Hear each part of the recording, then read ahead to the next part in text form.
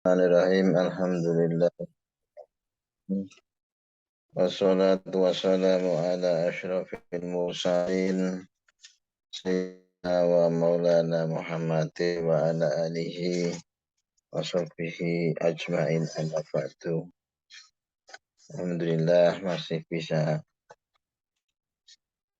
bertatap muka kembali online ngaji syarah Tanqihul Qaul sampai bab ke-9 yaitu bab 9 tentang fadilah sholat jamaah. Jadi sholat sendiri itu ibadah yang paling penting. Kemudian ditambah dengan jamaah. Jamaah itu nambah lagi.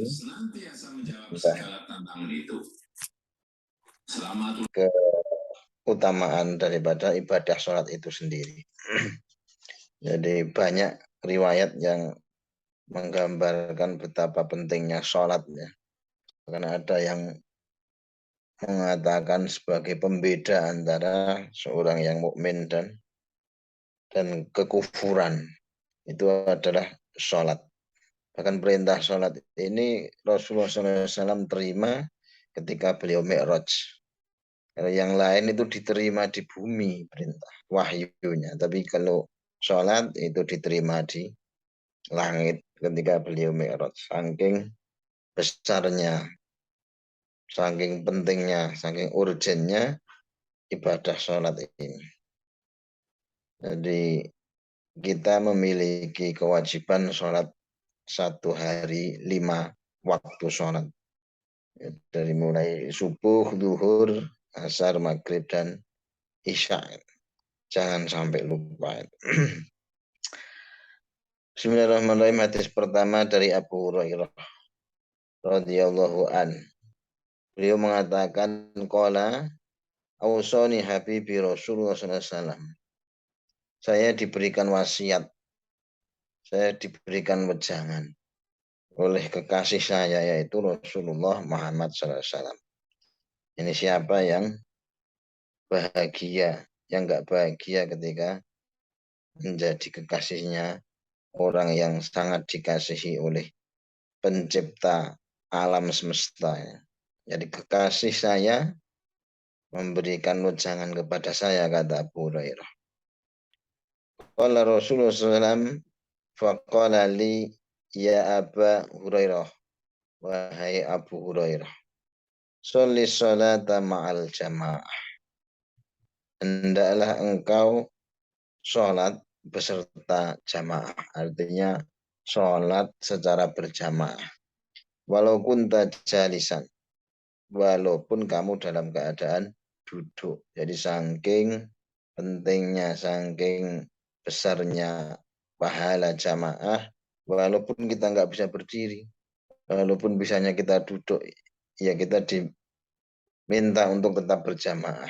Jadi biasa ya, ada di masjid-masjid besar itu, orang yang bawa kursi kemana-mana dalam rangka untuk memenuhi perintah Rasul berupa sholat berjamaah.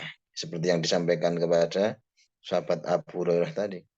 Betapa besarnya pahala yang ingin digapai dari sholat berjamaah. Sampai-sampai rela ke masjid bawa kursi, ya kursi kecil itu.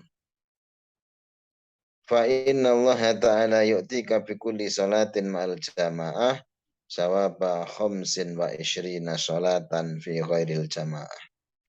Kata Nabi melanjutkan bahwa sungguhnya Allah Subhanahu wa ta'ala akan memberikan kepadamu untuk setiap sholatmu yang dilakukan dengan berjamaah itu diberikan pahala 25 kali sholatan fi ghairil jamaah, di luar sholat yang dilaksanakan dengan jamaah. Jadi di hadis ini satu sholatan dengan berjamaah itu diberikan ganjaran 25 kali sholat di luar jamaah. Dengan catatan sama ya, khusyuknya sama, diterimanya sama, sah semua syarat-syaratnya dilaksanakan. sama-sama diterima, sama-sama memenuhi syarat, maka pahalanya 25 kalinya sholat sendirian. Tapi kadang sholat sendiri itu malah kadang bisa jadi kurang khusyuknya karena mikir macam-macam. Kalau makmum kan pasti ya ikut imam, imam salam ya kita salam mana walaupun lupa rokaatnya. Tapi kalau jamaah, kalau sendirian itu kalau lupa rokaat ya resiko tanggung sendiri.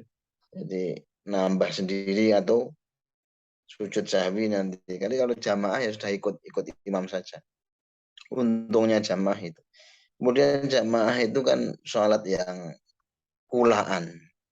Sholat yang dikulak oleh Allah Subhanahu wa taala. Artinya kalau kulaan kiloan itu mau isi mau kopong itu harus diterima oleh yang kulak itu.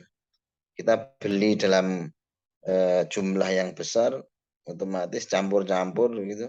Kalau ada yang cacat ya tetap kita terima, nggak kita retur. Nah, demikian sholat jamaah ini untungnya itu.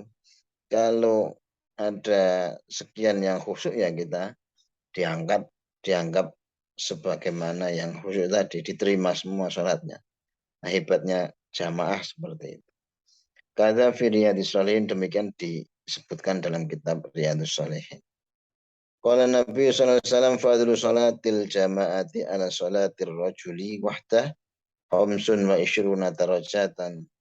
Jadi dalam riwayat yang lain Nabi mengatakan bahwa keutamaan sholat jamaah dibandingkan sholat sendirian seorang laki-laki ini bahas sholat fardu ya itu 25 derajat 25 tingkat.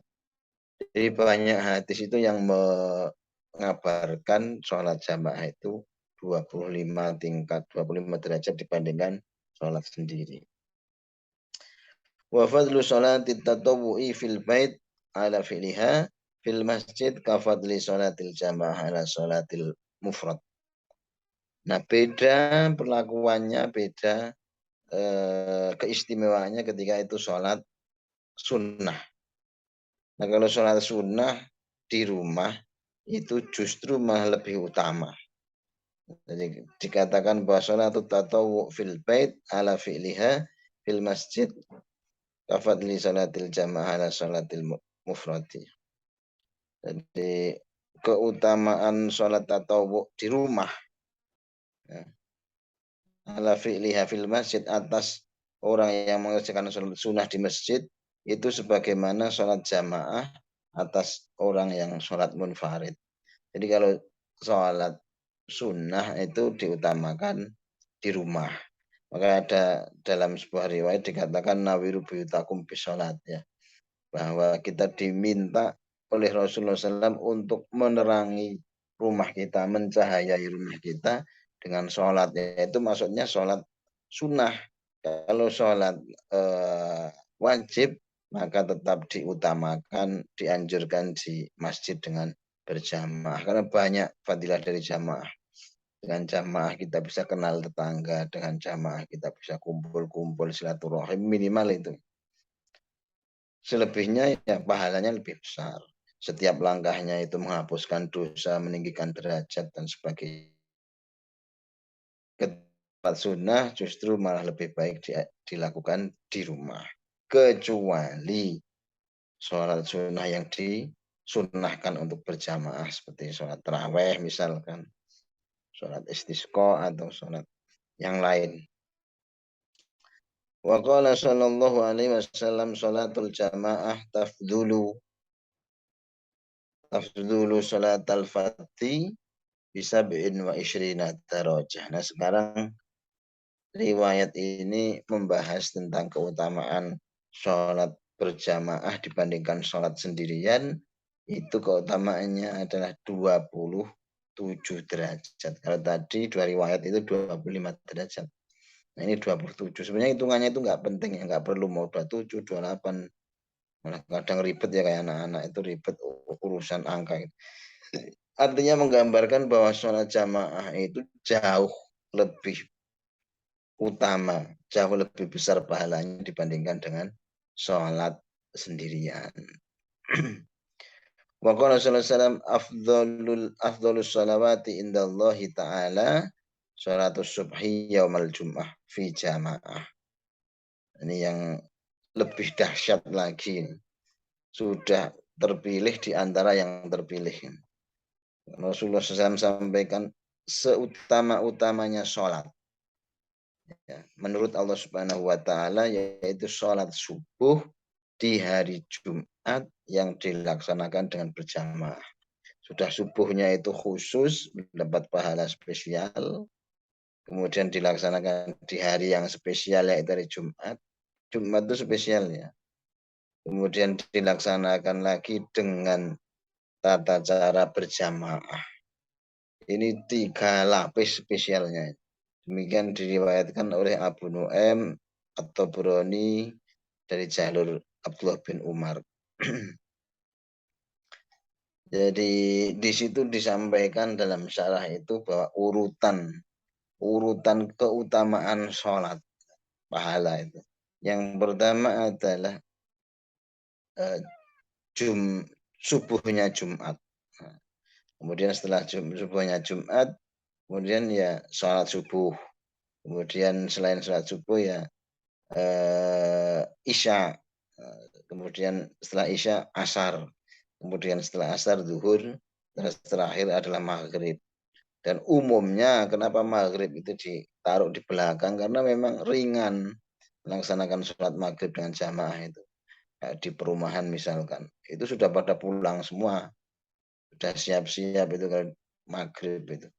Jadi Maghrib melaksanakan sholat jamaah itu enteng.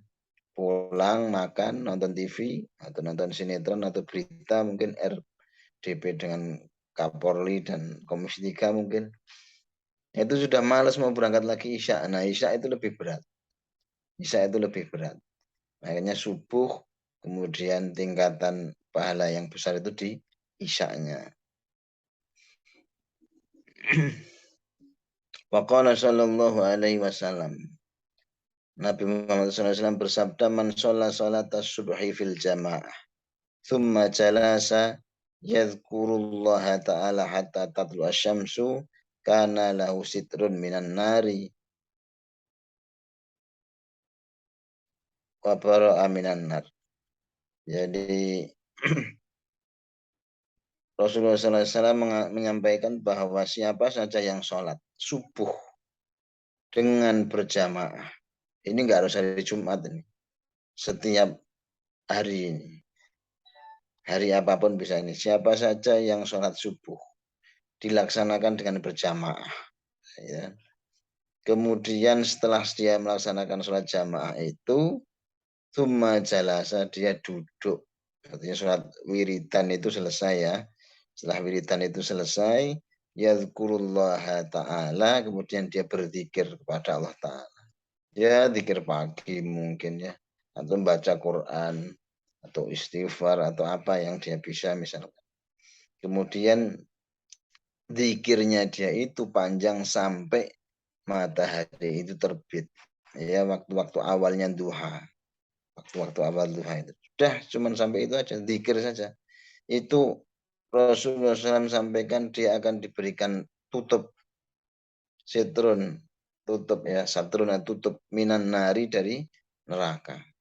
Cuma duduk zikir itu aja sudah selesai. Kemudian dia terbebas, dituliskan terbebas dari neraka. Jadi kalau mau daftar sebagai ahlul jannah, yaitu dari subuh, kemudian sholatnya jamaah, terus wiridan selesai, orang-orang pada pulang, kita duduk. Duduknya ya wiridan apa aja terserah kita, yang penting terkategorikan zikir, mau baca Quran bisa, mau baca tasbih terus bisa, mau baca sholawat juga afdol juga itu. Nah itu dijanjikan kita diberikan penghalang dari siksa neraka dan dibebaskan nama kita dari penduduk neraka nanti. Nah itu aja. Kalau dalam riwayat lain ditambah 2 sholat sunnah, 2 rakaat sholat sunnah, namanya sholat isyraq, itu mendapatkan pahala orang berumroh ya, tamatan sempurna umrohnya. haji umrohnya sempurna. Sempurna itu artinya nggak ada pahala yang hilang. Kalau kita haji atau umroh ke tanah suci itu kadang sekarang godaannya itu ya HP, selfie, belum selesai aja sudah pamer ya. Terus jajan sana, jajan sini, padahal niatnya pamer. Itu bisa hilang pahalanya. Tapi kalau sholat isyraq tadi, kita mau potensi pamernya gimana? Wong cuma sholat ya, kalau menurut orang-orang ya, orang awam. Jadi lebih besar potensi gugur atau karena takjub, takaburnya lewat umroh tadi. Dengan selfie tadi. Itu fadilah daripada salat subuh jamaah, kemudian zikir sampai kepada tuluk mataharinya, kemudian sholat 2 rakaat. Tapi kalau nggak mau sholat 2 rakaat saja, ini sudah bebas dari api neraka. Waqala sallallahu alaihi wasallam, Nabi Muhammad sallallahu alaihi wasallam kemudian menyampaikan, sholatul rajuli fi jama'atin tazitu ala sholatihi wahda khamsan wa ishrina darajah. Nah, kalau ini dikatakan bahwa sholatnya seorang laki-laki secara berjamaah itu akan menambahkan pahalanya daripada sholat dia sendirian sebanyak 25 derajat. Nah, ini menguatkan lagi yang 25 tadi. Kebanyakan sih hadisnya 25 derajat. Fa'idha shollaha bi ardi falatin fa'atamma wudu'aha wa ruku'aha wa sujudaha falaghat salatu khamsina darajah. Nah, kalau jamaah saja biasa, wudhunya biasa, jamaahnya biasa, nggak begitu concern atau khusyuk banget, itu aja sudah 25 derajat karena jamaah.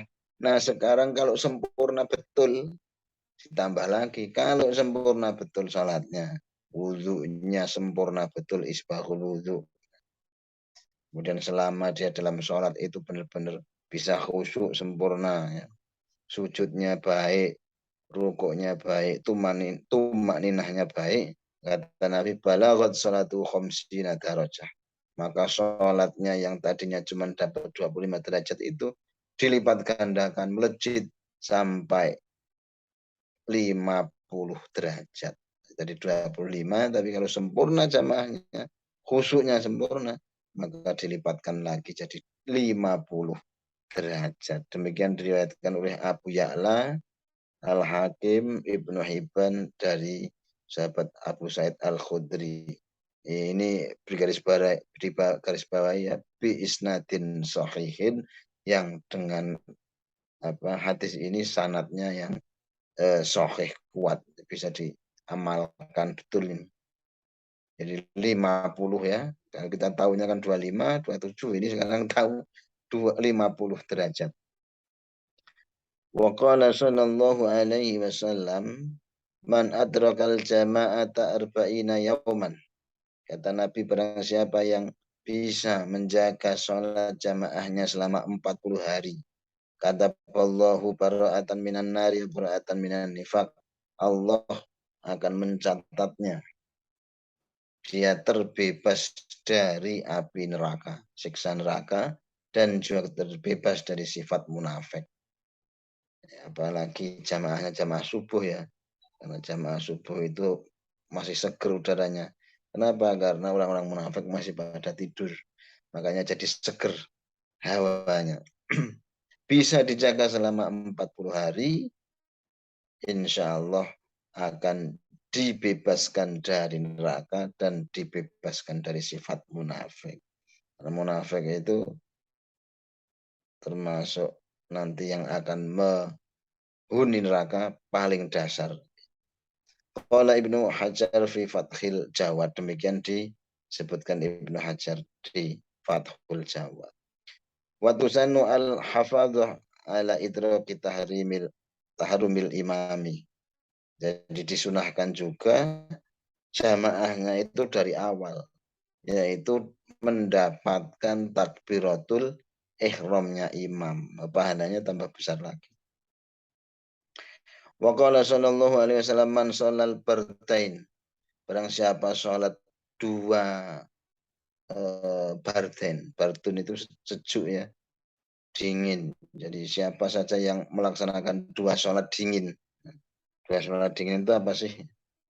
Yaitu sholat fajar dan sholat asar. Fajar itu biasanya sholat subuh itu biasanya lagi dingin-dinginnya ya. Dini hari lagi dingin-dinginnya. Dan juga sholat asar itu lagi dingin-dinginnya dia. Karena habis panas ngempleng, habis panas terik zuhur, bergeser-bergeser, kan mulai dingin. Maka dinamakan 2 sholat dingin, yaitu subuh dan asar. Kata Nabi man sholal bardhain, barang siapa yang sholat 2 sholat dingin. Fil jamaati, dengan jamaah. Dakhalal jannata bi ghairi hisabin, dia dijamin masuk surga tanpa hisab. Aduh nih, tanpa hisab nih. Kita dihisab dengan ringan saja, alhamdulillah ya. Dihitung, oh ini sholatmu, oh kamu temannya itu kok, misalkan temannya, kelompoknya orang yang baik-baik, sudah. Nah ini tanpa hisab. Hisab ringan saja kita masih deg-degan. Ini tanpa hisabnya. Ini tanpa hisab. Berarti tanpa perhitungan, kita punya pas tiket langsung tanpa dihisab. Kalau bisa menjaga sholat bardhain dengan berjamaah. Semoga kita masuk ini dengan berjamaah tadi. Wa qala sallallahu alaihi wasallam man syahida ay hadhara salatal jamaah, barang siapa yang menghadiri sholat jamaah, kata Allah ta'ala lahu dhahiban wa raji'an asyara hasanatin. Jadi Allah menuliskan pahala untuknya, dia PP ya, pulang pergi jamaah, selama jamaah itu perginya dia, pulangnya dia, itu Allah tuliskan 10 pahala kebaikan. Wa maha'anhu asyru sayyiatin, dan dihapuskan daripadanya 10 dosa, 10 kesalahan. Wa rufi'alahu, dan dia diangkat untuknya asyru darajatin, 10 tingkatan. Jadi di hadapan Allah Subhanahu wa taala dan makhluk langit semakin mulia 10 tingkatan setiap jamaah pulang pergi. Dihapuskan dosanya 10 dosa, kemudian diberikan pahala 10 hasanah. Ini kalau misalkan tahu semua, itu penuh full masjid. Wa qala sallallahu alaihi wasallam la sholata li jaril masjidi illa fil masjidi. Nabi melanjutkan, tidaklah sempurna. Ini la-nya di situ ada kalimat yang dilesapkan biasanya. Kalau ada la nafinya itu, la tatimu, atau tidak sempurna. Ada yang la tasihu, ada yang tidak sah. Kalau yang memaknainya la tasihu tidak sah, tidak sah sholatnya seorang tetangga masjid kecuali di masjid, maka dia wajib. Dari hukumnya wajib. Tapi kalau la tatimu, tidak sempurna sholat seorang tetangga masjid kecuali di masjid, artinya pahalanya, keutamanya berbeda. Jadi tidaklah sempurna sholatnya seorang tetangga masjid kecuali di masjid. Artinya afdoliyahnya ya, lebih utamanya tetangga masjid sholat fardu itu adalah di masjid. Maka di dalam pemahaman kita, sholat di masjid itu hukumnya fardu kifayah.